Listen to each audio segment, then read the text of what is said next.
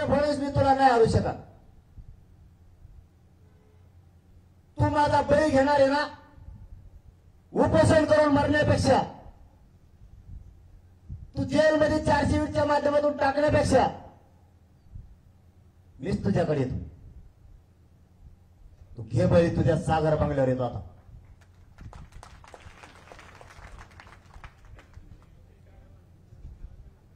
तू साधी सोपी गोष्ट समजतो आणि इथून पाठीमागे ज्यांना तू असे षडयंत्र करून दाबलं त्यांच्यासारखं मला नको समजू. तुम्हाला बाकीच्यांसारखं समजू नको. तू ब्राह्मणी कावा करायला जाशील, बाकीच्या ब्राह्मणाला काय नाही करणार. तुला सुट्टी नाही, तुला आयुष्यातून उठवीन पुऱ्या.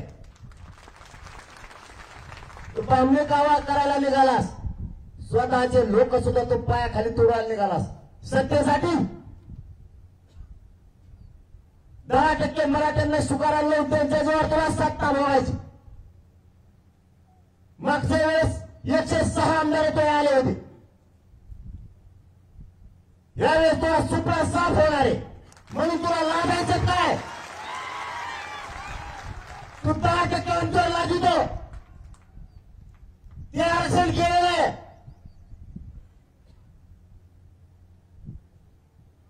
आणि आता हे सुद्धा जाणार आहे पुन्हा, म्हणून मी याला हात घालत नाही. तू पहिले लोक मॅनेज केले असतील म्हणून त्यांनी ते घेतलं असेल. आम्ही हे पण घेणार, पण सगळ्या सोयरे सुद्धा अंमलबजावणी घेणार. तुला त्याशिवाय सुट्टी नाही. आता नरेंद्र मोदी साहेबांनी याचं षडयंत्र बंद करावं. आता याचा परिणाम तुम्हाला 14 राज्यातले शेतकरी सुद्धा भोगायला लागणार आहे. तुम्हाला आता सोडीत नाही कोणी.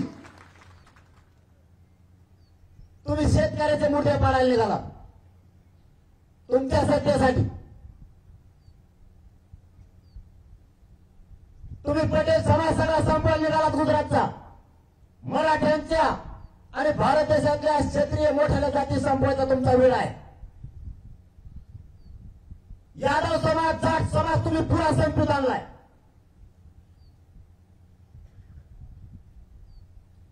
तुम्हाला मोठ्याला जाती मोठ्या होऊ द्यायच्या नाही. जाट समाज तुम्ही संपवालाय.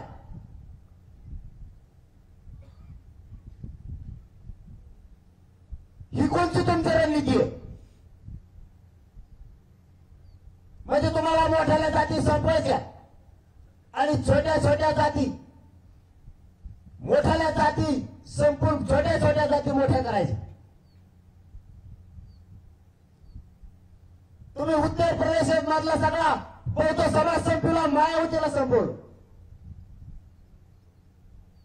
मला राजकारण नाही करायचं. मोठ्याल्या जाती कशा संपवायला लागले ते बघा.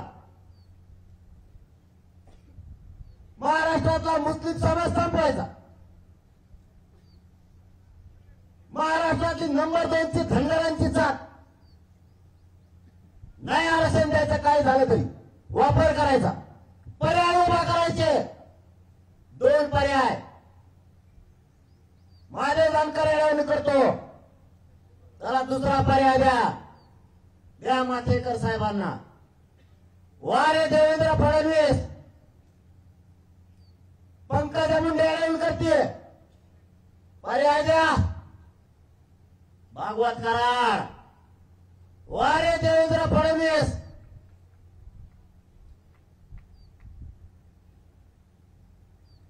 प्रकाश आंबेडकर साहेब येऊन करतात, पर्याय द्या आठवले साहेब. देवेंद्र फडणवीस म्हणून जरंगे पिल्लाच्या नादी लागला असतो.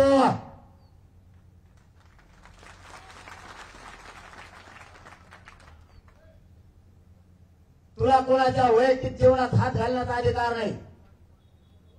कोणाविषयी तक्रार असेल तर तो अपराधी आहे, त्याला टाक जेलमध्ये, हरकत नाही. षडयंत्र करून जबरदस्तीनं आरोप करायला लावून मला मध्ये टाकायच्या भानगडीत पडायला लागलास की काय?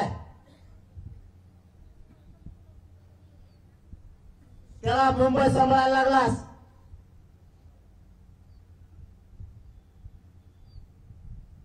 मी समाजापासून हटावं म्हणून मी नाही ऐकणार. तू बरेचसे स्वप्न बघितले, तू प्रत्येक वेळेस फूट पाडतो. राजू शेट्टी ऐकत नाही का? होतात आणि त्यांच्या दोघात भांडण लावा.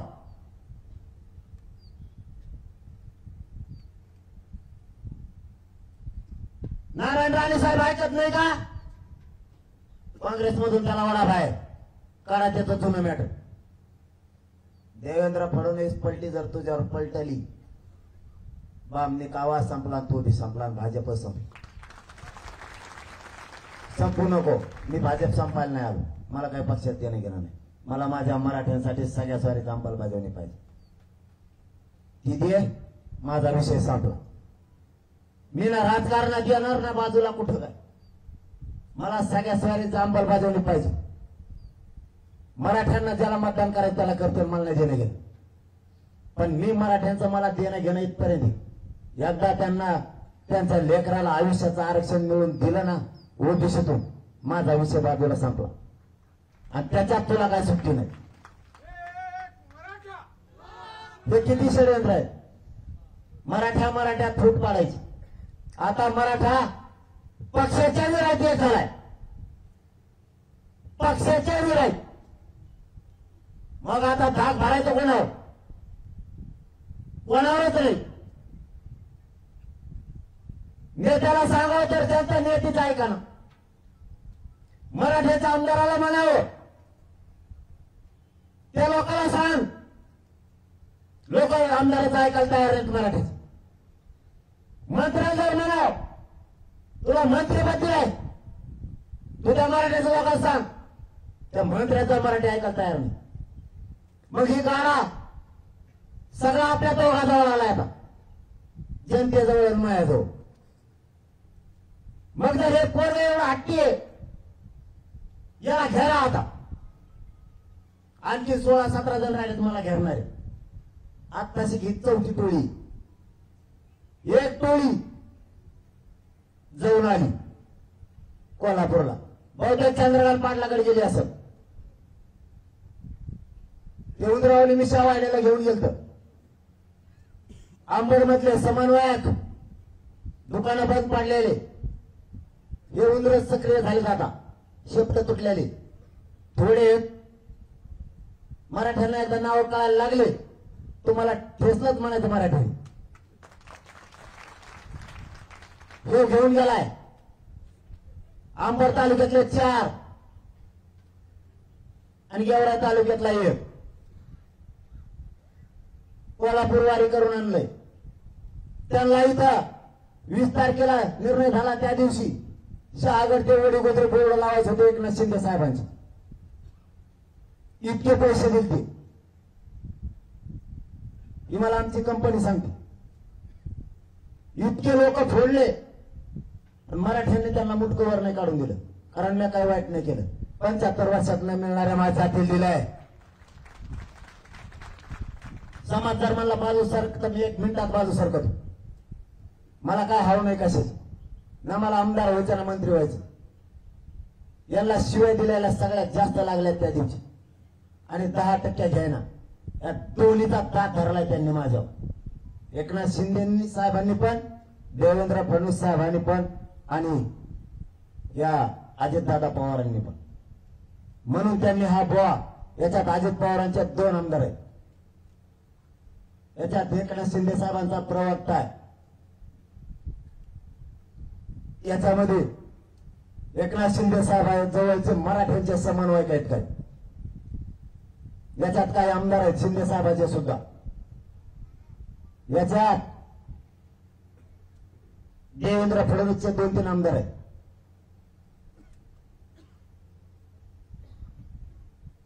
हे त्याची पूर्ण राखण करतात. आणि देवेंद्र फडणवीसने पूर्ण पुरवलं त्याला पैशापासून सगळं. आणि तो आरोप करतो नसता. देवेंद्र फडणवीस जर म्हणला ना मुंबईत पान बी हलू शकत नाही, पान बी, हे देवेंद्र फडणवीसच्या मर्जीशिवाय होऊ शकत नाही. माझ्या विरुद्ध तुम्ही काही राहा, पण देवेंद्र फडणवीसचं ही सगळी चाल. दुसरी चाल, दुसरी म्हणजे हे 11वी 12वी चाल असं माझ्या ध्यानात नाही राहील. आपल्याला मान्य न्यायालयानं सांगितलं औषधात पाणी घ्या, घेतलं का नाही? काल रात्री बसून का बंद केलं मी? त्याचं कारण तसंच, न्यायालयाने न्याय समान करायचा. न्यायालयाच्या जीवावर आम्ही जिवंत आहे जनता, सरकारच्या जीवावर जनता नाही जिवंत राहू शकत. आम्ही तुमच्या जीवावर आहे. तुम्ही 13 तारीख दिली मार्च, एका रात्रीत देवेंद्र फडणवीसच्या सांगणं ऍडव्होकेट जनरल सराफ साहेब कोर्टात उभा राहिले आणि काल निर्णय झाला की रास्ता रोको शांततेत झाले पाहिजे. त्याची जबाबदारी कोण घेणार? ही जबाबदारी सरकारची. न्यायालयानं न्याय तो सुद्धा करणं गरजेचं. शांततेत रास्ते रोको झाले सगळ्या राज्यात, तरी आमच्यावर गुन्हे दाखल झाले. आता न्यायालय काय निर्णय देणार? त्या सगळ्या पीआयला, सगळ्या एसपींना न्यायालय कुठे ठोकणार का? आता त्यांच्या ठोकणार का? न्यायालयाने कायद्यासारखा न्याय करावा, तो आम्हाला मान्य. तुमचा शब्द आम्ही ऐकला, आम्ही गोळ्या औषध घेतली, आम्ही सलाईन घेतले. मग एका रात्री त्याच न्यायालयानं 13 तारीख दिली होती. डबल एका रात्रीत तारीख बदलेली कसं काय? आणि याचिका करता साधारण साध्या याचिका करते सरकारला हस्तक्षेप करता येत नाही, त्यांना सेपरेट याचिका करावं लागतं. सरकारनं त्याला पुढे घातलं त्या हेंगड्याला, आणि त्याच्या आतून सरकारनं याचिका आणि सुनावणी घेतो. ह्यो अन्याय नाही का मराठा? ह्यो मराठ्यावर अन्याय नाही का न्यायालयाकडून सुद्धा? मग सरकारने जबाबदारी घ्यायला पाहिजे. मग जर न्यायालय आम्हाला न्याय देणार नसलं तर आम्ही कोणाकडे जायचं? सरकार आम्हाला न्याय नाही देत, आम्ही जायचं कोणाकडे? काय वाईट मागण्या केल्या? सरकारला अधिकार नसून 56 आमदार रात्रीत एक बसले, सगळ्यांनी मिळून ठरवलं. ऍडव्होकेट जनरलने विषय मांडला सरकारच्या वतीनं, आणि 13 मार्चला होणारी तारीख 23 तारखेला झाली. कसा न्याय मिळणार मराठ्याला? याच्या पुढचं सांगतो. 10% आरक्षण, पहिलं 13% आरक्षण देवेंद्र फडणवीस होता त्यावर टिकलं. देवेंद्र फडणवीस गेला की कस काय उडलं? आता पुण्यात तो आलं की कस काय मिळालं?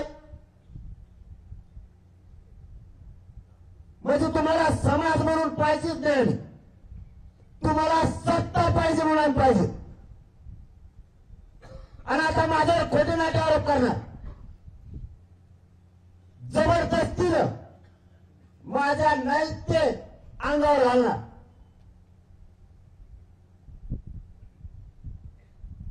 आमच्या विरुद्ध एकही राज्यात तक्रार नाही, एकही सिंगल इथं या माऊलीला त्रास दिला म्हणून तुम्ही काही काढणार. माणसाच्या विरोधात तक्रार असल्यावर माणूस अपराधी असतो, तक्रार नसल्यावर नाही. तुझ्या विरुद्ध तरी 376 आहेत. काल एक माऊली माझ्याकडे आली होती, त्याने तिच्यावरती जबरदस्ती करायला लावली. मराठ्यांनी जर साथ दिली तर ती सुद्धा माऊली बोलायला तयार आहे. वा रे महाराज. आणि देवेंद्र फडणवीसने त्याला बकरा बनविले. त्याला तो पूर्वीच्या शेळ्याला आणि त्या बोकडाला शेवरीचं गवत टाकल्यासारखं त्यावेळे पुरतच बाहेर काढते, परत आत नेऊन कोंडी देते. पाला खायचा झाला, मीडियाला बोलायचा झाला की कोणलाच. जवळ माझ्या विरुद्ध बोलायचं तर फडणवीस त्याला बोलायला लावणार आहे. आणि एक दिवस त्याच्यावर असा येणार त्याला एकट्याला घराकडे काढून देणार. संपला त्याचा बळीचा बकरा केला. पण तू का हे फक्त देवेंद्र फडणवीस करतो आणि त्याला साथ मुख्यमंत्री आणि ते दुसरा उपमुख्यमंत्री दोघे देते. कारण यांना राग आहे 10% आरक्षण न घेतलेला आणि शिवाय दिलेला